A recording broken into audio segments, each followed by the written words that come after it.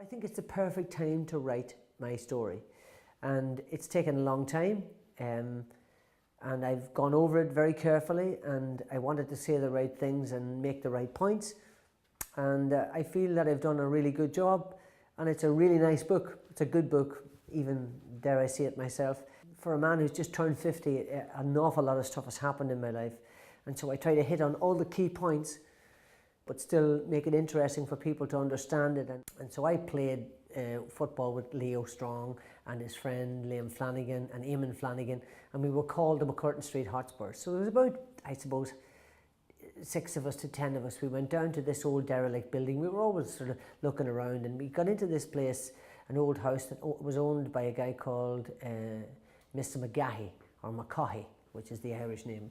And up the stairs we found these one pair of boxing gloves, and it was a bare room, and as I said, there was about 8 of us there, and we all got one glove each. We only allowed one, because it was only one pair, we only had one glove, and we started boxing each other, and the guys were all, you know, much bigger than me and older than me, and I cleaved the head off every one of them. I was able to box the ears off every one of them, and I thought, wow, you know, this is good. I like this. You know, kids like to be good at something.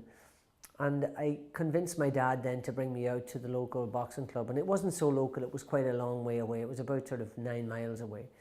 And we went out there several times before we met somebody who eventually opened the club, and I got into boxing that way. And really after that it just snowballed, you know, to one tournament after another. And then the club, I was coming home one night, and there was a number of tragedies on the border, and there were a number of people killed and murdered along the border, both Catholics and Protestants. It was a terrifying time in Northern Ireland history. And I used to cycle the short road to the club, which was through the north, and there were unapproved roads, and the roads were blown up or barricaded. But that never stopped us, because we would carry our bike through the craters in the road, or lift them over the barricades, because the route was, you know, maybe half the distance as going through the south. But then one night we came and we saw there was, as I said, tragedy on the border, and I thought I saw something that was quite terrifying, and I just had to find. My mum said, you can't go out there anymore, you gotta find another club. So I tell about that in the book, and I then moved from the Wattle Bridge Club, which was my original club, to the Smithborough Boxing Club, and then it really snowballed from there, championships and so on and so forth. But I became obsessed with it, and it became my entire life. And my mother had a very busy grocery business. My father was a musician. There were 8 of us in the family, loads of activity, and very busy in the house all the time, and coming and going and trying to train every day, and then do my education and help my mum out in the shop. It was very entertaining and a great life, and a very busy life, and that's how it all started. And then being inducted into the International Boxing Hall of Fame, where only three modern fighters from these 4 islands, or these small islands, you know, Britain and Ireland, are actually inducted. So I'm very proud of that. And, you know, in the same family as Muhammad Ali and Sugar Ray Robinson, and, you know, the great fighters Sugar Ray Leonard, and the guys that I looked up to, Roberto Duran and Tommy Hearns, so many amazing fighters. And to be part of that was a great highlight in my life too. That only happened in 2005. So there were many highlights. It's hard to pick one.